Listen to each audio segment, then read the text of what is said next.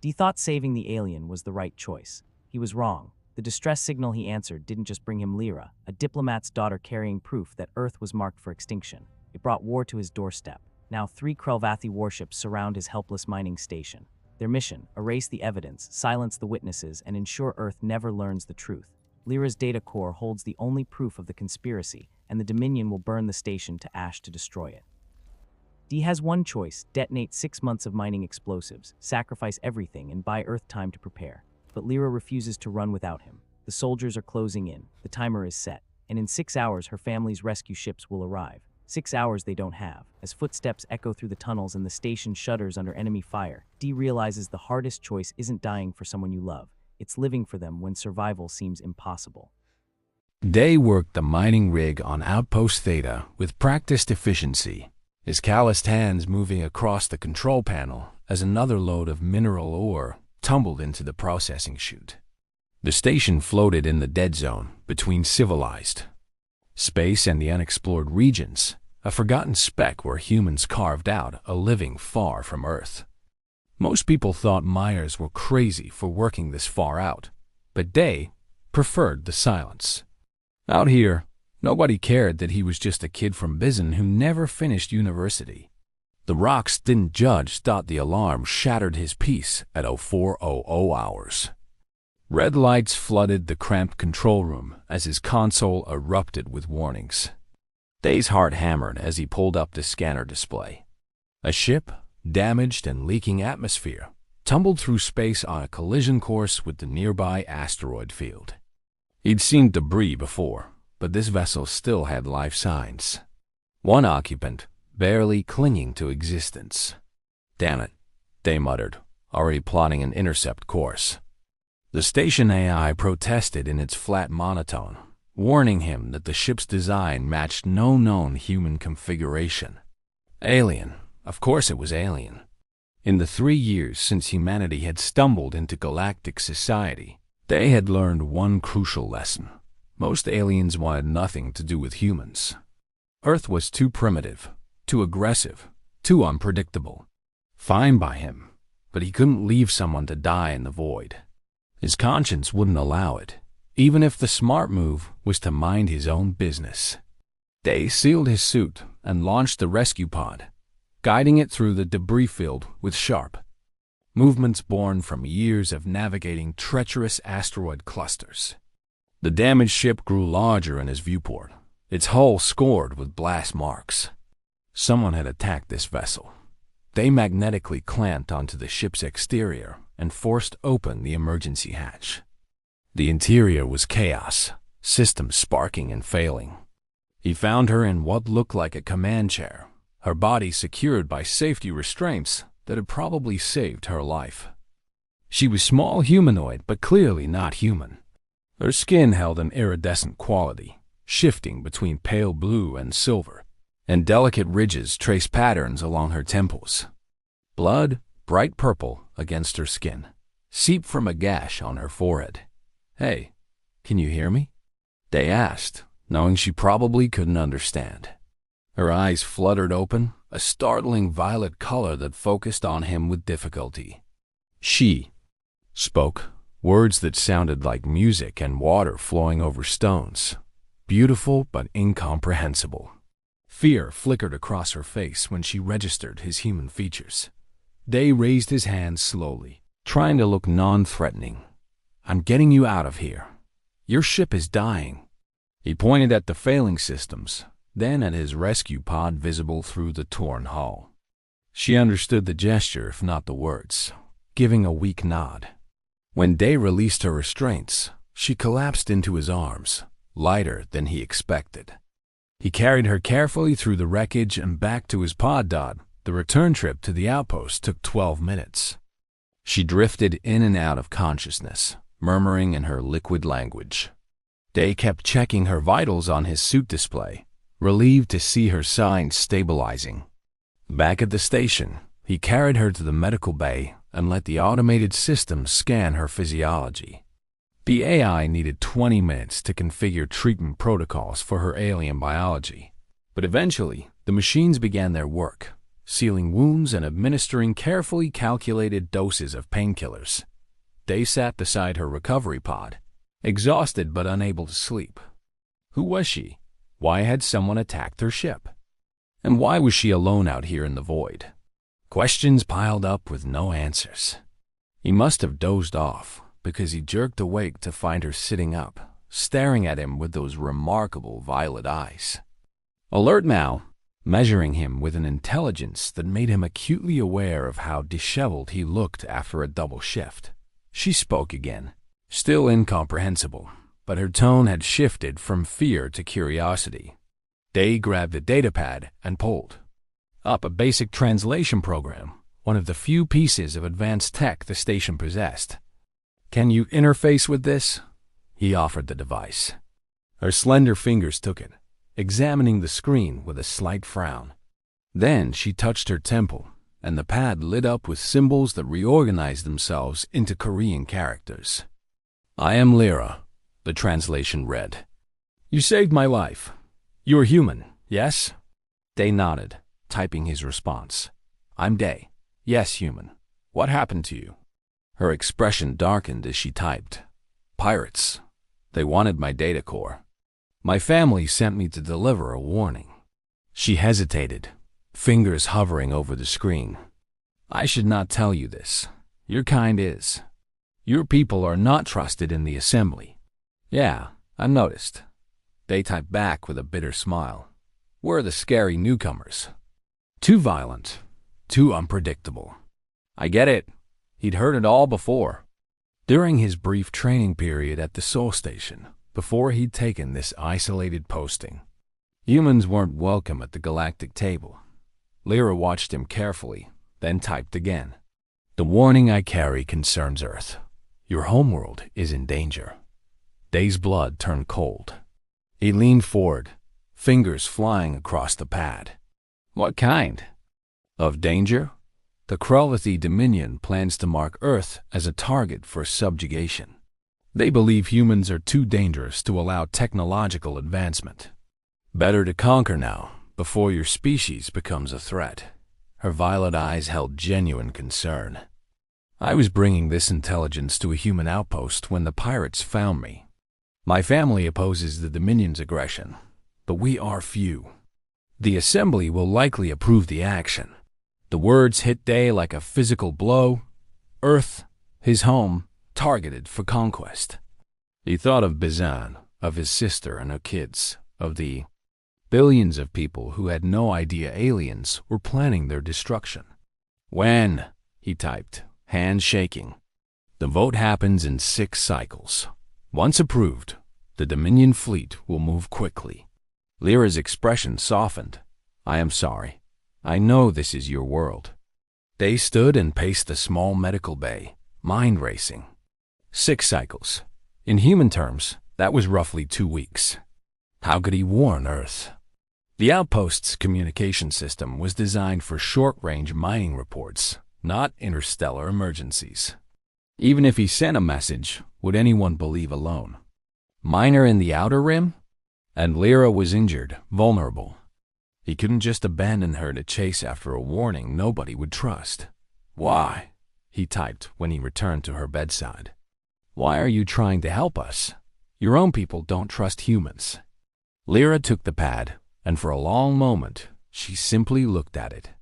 Then she typed slowly, choosing her words with care. "Because I have studied your species. I have watched your broadcasts, read your histories. Yes, humans are violent. Yes, you are unpredictable. But you are also capable of great compassion. You are the only species that routinely risks your own life to save strangers." She gestured at him, at the medical bay, at the fact that he'd rescued her. "You proved my research correct. Day from Bizan. Not all humans are monsters. And not all aliens are wise." Something shifted in Day's chest, a warmth he hadn't felt in the 3 lonely years since he'd taken this posting. Someone saw humanity not as a threat, but as something worth saving. Someone who barely knew him had risked everything to deliver a warning. "Thank you," he typed, "for trying to warn us, for seeing us differently." Lyra's lips curved in what might have been a smile. Perhaps we should both see things differently. Your galaxy is larger than the Assembly admits. More possibilities exist than they imagine. She winced, still recovering from her injuries. Rest now. Tomorrow we can determine how to send your warning. The data core I protected contains all the evidence of the Dominion's plans. Between your human stubbornness and my family's connections, perhaps we can create a small miracle. Day found himself smiling back, genuine warmth cutting through his worry. A small miracle sounds good. Get some rest, Lyra. I'll keep watch. He settled into the chair beside her pod, datapad within easy reach. For the first time in years, he didn't feel alone in the vast dark of space. Someone was fighting alongside him, even if that someone was from a completely different world. Over the next 3 days, Day and Lyra worked together to decrypt her data core and find a way to amplify the outpost's communication system. The translation program grew more sophisticated as they used it, learning their speech patterns and reducing the lag between messages. They fell into a rhythm, Day handling the technical modifications, while Lyra provided insight into galactic communication protocols. But they also talked, sharing pieces of themselves between work sessions.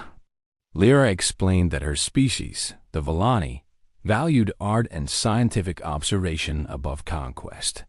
Her family belonged to a faction that believed the Assembly had grown too aggressive, too quick to suppress emerging species rather than guide them. She'd volunteered for this mission because she wanted to prove that different approaches were possible.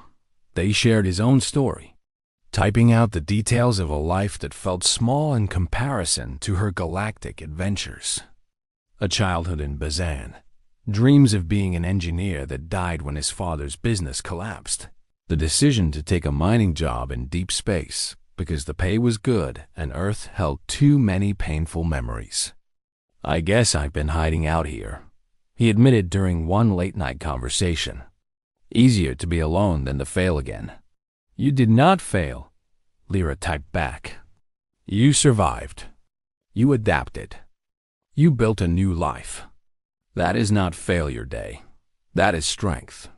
Her violet eyes met his across the workbench. And you are not alone anymore.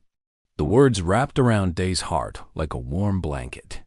He'd spent so long pushing people away, convinced he was better off in isolation.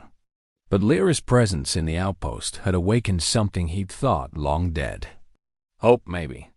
Or purpose. Or possibly something more complicated that he wasn't quite ready to name. On the 4th day, they finally completed their modifications to the communication array. The signal would be crude, barely coherent across the vast distances, but it would reach Sol System. They prepared the message carefully, attaching all of Lyra's intelligence data and his own testimony as a human witness. As he reached for the transmit button, Lyra's hand covered his. Wait, she said, and Day realized with a start that he'd understood her spoken word without the translator. They'd been together so much that patterns had emerged, meanings conveyed through tone and gesture as much as technology. Once you send this message, both our lives will change. My family will face consequences for my actions. You will become entangled in galactic politics. Are you certain? Day turned his hand over, palm against hers. Her skin felt cool and smooth, those iridescent patterns catching the light. I'm certain, he said clearly, hoping she understood him as well as he understood her. Some things are worth the risk. He didn't know if he meant Earth or something more personal. But from the way Lyra's expression softened, she grasped his meaning. Together, they pressed the transmit button. The message lanced out into space, carrying its warning and data payload toward Earth. Now all they could do was wait and hope that someone, somewhere, would believe them. They felt Lyra's hand still in his and didn't pull away. Whatever came next, they would face it together. The response came faster than expected, within 18 hours. But it wasn't from Earth. The outpost's proximity, alarm screened, as 3 Krelvathi Dominion warships dropped out of faster-than-light travel, surrounding the mining station. Day's stomach dropped. They'd been traced. Somehow the Dominion had tracked Lyra's data core to this location, and now they'd come to finish what the pirates had started. "We need to run," Lyra said urgently, her translation now almost instantaneous. She'd recovered enough to move quickly, already pulling on the spare environment suit Day had fabricated for his smaller frame. They will destroy this station and everyone on it to protect their secret plans. Day's mind raced through options. The outpost had no weapons, no shields, nothing but mining equipment and his small personal ship. Running made sense. But if they fled, the Dominion would pursue. They'd never stop hunting Lyra and the evidence she carried. And more importantly, Earth still didn't know about the threat. Their message had been sent, but there was no guarantee anyone had received it, no confirmation of understanding. "I have an idea," Day said, fingers flying across the control panel. "But you're going to think I'm crazy." He pulled up the mining rig's main systems, specifically the explosive charges they used for asteroid fracturing. Individually, the charges were small, but the outpost held 6 months' worth of supply, all stored in a magnetically contained cargo bay. If he could destabilize that containment and time it correctly, Lyra grabbed his arm, understanding dawning in her violet eyes. "No, the explosion would destroy you along with them. I will not permit this sacrifice." "It's not a sacrifice if it works," they said with more confidence than he felt. "I'll set the timer and we'll take my ship. The blast will disable their vessels, buy Earth time to prepare, and destroy the evidence that you were ever here. You'll be safe." He met her eyes. "Your family won't face consequences if there's no proof you leaked the information. The Dominion will think the data core was destroyed in my reckless mining accident. They know." Lyra's voice cracked with emotion, her careful composure fracturing. "The timing is too precise. You cannot guarantee our escape. And even if we survive, Earth may not receive the warning in time. This solves nothing." Day cupped her face gently, his rough miner's hands careful against her iridescent skin. "It solves you being hunted for the rest of your life. That's enough for me." He realized with startling clarity that somewhere over the past 4 days, Lyra had become more important than his own survival. She represented everything good about the galaxy, everything worth protecting. If he couldn't save Earth, at least he could save her. Tears formed in Lyra's eyes, the first time he'd seen her cry. "You are impossible, reckless, completely human." She grabbed his suit collar and pulled him close, their foreheads touching. "I will not lose you, Day from Bazin.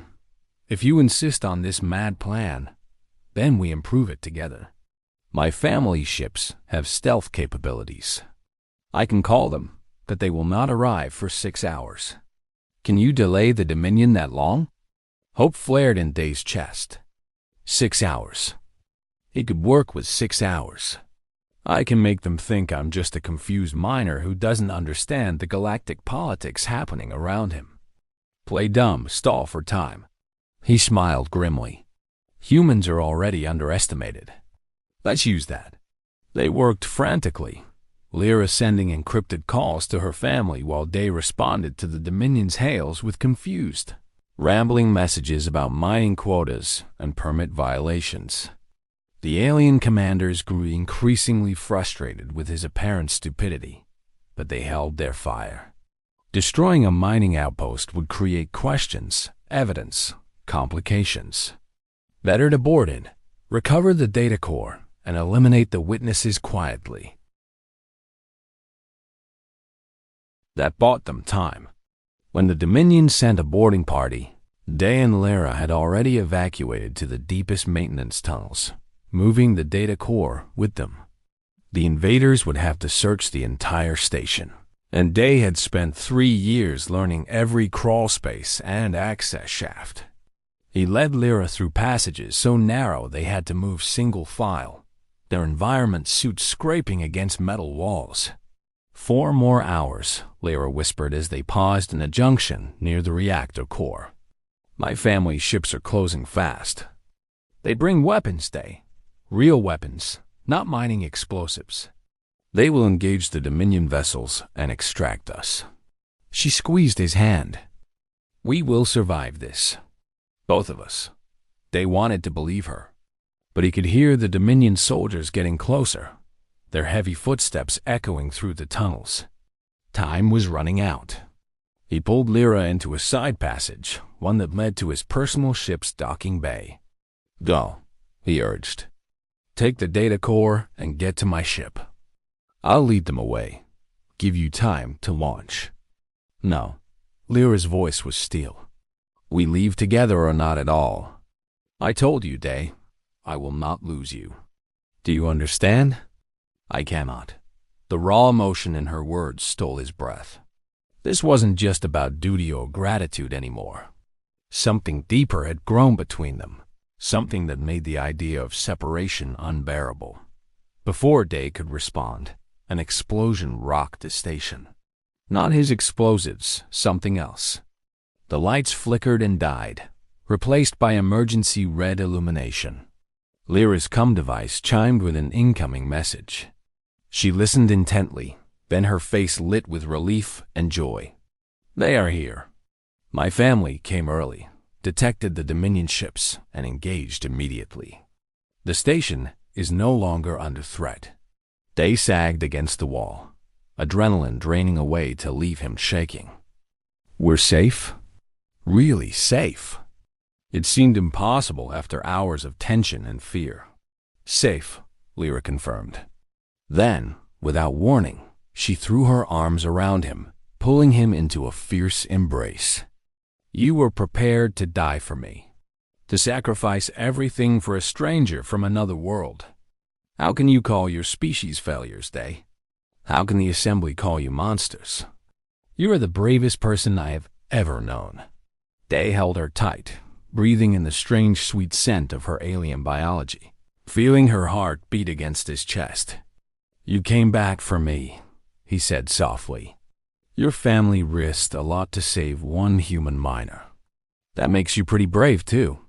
They stayed like that for a long moment. Two beings from different worlds clinging to each other in the dim emergency lighting of a damaged space station. Around them, the sounds of battle faded as Lyra's family ships drove off the Dominion vessels. Rescue was coming. They had survived, but they knew this was just the beginning. Questions would need answers.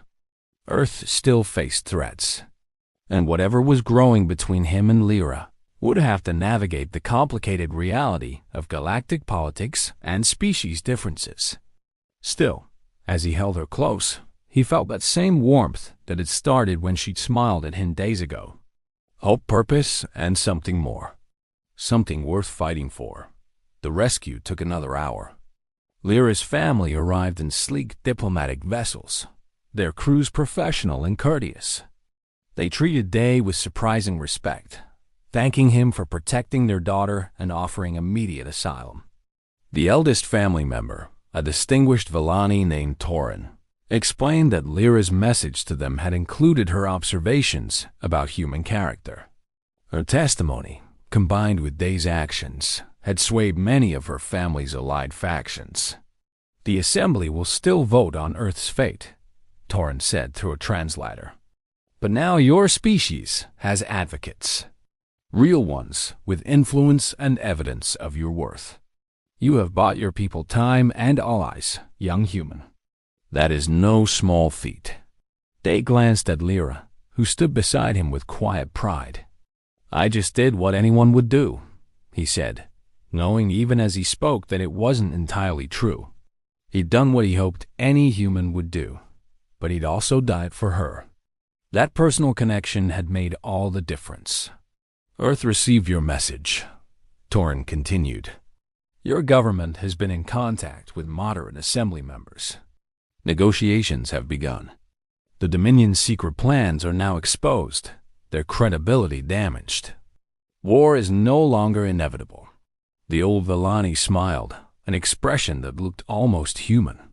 Your outpost mining rig has become quite famous, Day. You're a minor celebrity in certain diplomatic circles. The thought made Day laugh, a slightly hysterical sound. I'm just a miner. I barely passed academy training. But even as he protested, he felt different. The isolation and self-doubt that had driven him to the outer rim seemed less overwhelming now. He'd mattered. His choices had changed something important. Later, as Lyra's family prepared to depart, she found Day in his small personal quarters, packing the few possessions he wanted to keep. The outpost was damaged beyond repair, scheduled for demolition and salvage. His lonely refuge was ending, which meant decisions loomed. Where would he go? Back to Earth? Join a proper mining operation? The options felt overwhelming after 3 years of simple routine. Come with us, Lyra said quietly from the doorway. My family wishes to hire a human consultant, someone who understands your species and can help bridge the cultural divide. The pay is excellent, and you would have opportunities to travel, to learn. She paused, vulnerability clear in her violet eyes. And I would like you near. I have grown accustomed to your presence, Day. The thought of separation is unpleasant. Day's heart hammered as he looked at her. Lyra, I'm nobody special. Your family is important, influential. I'm just a failed engineering student who ran away to space. Why would you want me around? Because you saved my life without hesitation, Lyra said, stepping closer.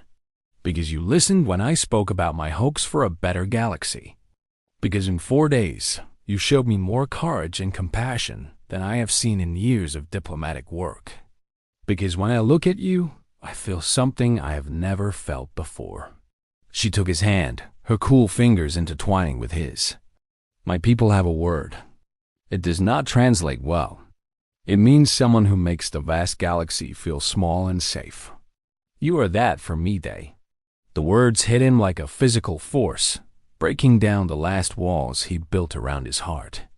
I don't know anything about galactic diplomacy, he warned, even as he pulled her closer. I'll probably offend important people and say the wrong things. Perfect, Lyra said with a soft laugh. Someone needs to challenge the Assembly's rigid thinking. Might as well be you. She reached up to touch his face, learning his features the way he'd learned hers over their days together. Say yes, Day from Bizen. Come explore the galaxy with me. We will make mistakes and face challenges, but we will do it together. Day thought about his small life on the outpost, the loneliness and isolation he'd chosen. Then he thought about Lyra's smile, her fierce intelligence, the way she'd refused to leave him behind, even when logic demanded it. He thought about a galaxy that suddenly seemed full of possibilities instead of dead rocks and empty void. Yes, he said simply. Let's go together.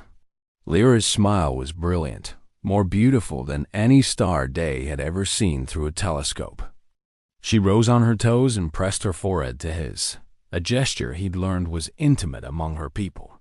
Thank you, she whispered, for saving me, for choosing this. For being exactly who you are. Day kissed her then, tentative and gentle, mindful of their differences, but driven by the connection they'd forged in crisis and danger. Lyra responded with enthusiasm, her arms wrapping around his neck as she pulled him closer. For a moment, species and politics and galactic conflicts didn't matter. There was only this. Two people from different worlds discovering that hearts could bridge any distance. When they finally broke apart, both breathless and smiling, Lyra took his hand firmly. Come, my family waits, and we have much to do. Earth needs advocates, and you need training in diplomacy. I suspect you will be terrible at formal protocols, but excellent at making people see truth. She tugged him toward the door. The galaxy is about to learn what humanity is really capable of. Should be entertaining. Day followed her, his few belongings forgotten in his quarters. He didn't need them anymore. Everything important walked beside him, her cool hand in his, her violet eyes bright with excitement and possibility. The lonely miner from Bizon had found something he'd stopped believing existed: purpose, connection, and love that crossed the stars themselves. 3 months later, they stood in the assembly chamber on the neutral station orbiting Valana Prime, watching as the vote concluded. Earth's subjugation had been rejected by a significant margin. The Dominion's aggressive plans had been exposed and condemned. Humanity had been granted provisional status as an emerging species worthy of guidance rather than conquest. It wasn't complete acceptance, not yet, but it was a beginning. Lyra squeezed his hand as the results were announced, her pride obvious. Her family had worked tirelessly, using Day's testimony and the data core evidence to sway moderate factions. The message that had started this all, sent from a damaged mining outpost by a desperate miner and a courageous diplomat's daughter, had changed everything. "Earth is safe," Lyra murmured. "Your people have time to grow, to learn, to find their place among the stars. You did this, Day. Your choice to save me, to fight for what was right, it mattered." Day looked at her, this remarkable woman who'd seen worth in humanity when most of the galaxy saw only threat. "We did it together," he corrected. "And we're going to keep doing it. Teaching the galaxy that humans aren't monsters. Showing them what cooperation can achieve." He smiled. "Though I still say I'm terrible at formal protocols." Lyra laughed, the sound like music in the vast chamber. "You insulted 3 ambassadors and called the Dominion representative a coward to his face. Yes, you are magnificently terrible at protocols." "I love it." She leaned against him, uncaring of the watching delegates. "I love you, Day from Bizon, my impossible, reckless, perfectly human man." Day's chest tightened with emotion. 3 months ago, he'd been alone in the void, convinced he had nothing to offer anyone. Now he stood at the center of galactic politics, advocating for his species, planning a future with someone extraordinary. "I love you too," he said, meaning it completely. "My brilliant, brave Lyra, thank you for seeing us differently, for giving humanity a chance." Around them, the assembly chamber buzzed with diplomatic discussions, but Day barely noticed. His world had narrowed to Lyra's smile, her hand in his, and the knowledge that they'd accomplished something impossible together.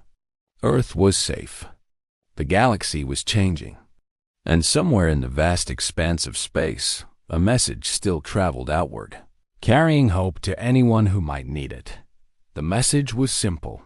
Humans were worth knowing. And sometimes, the most unlikely connections could change everything.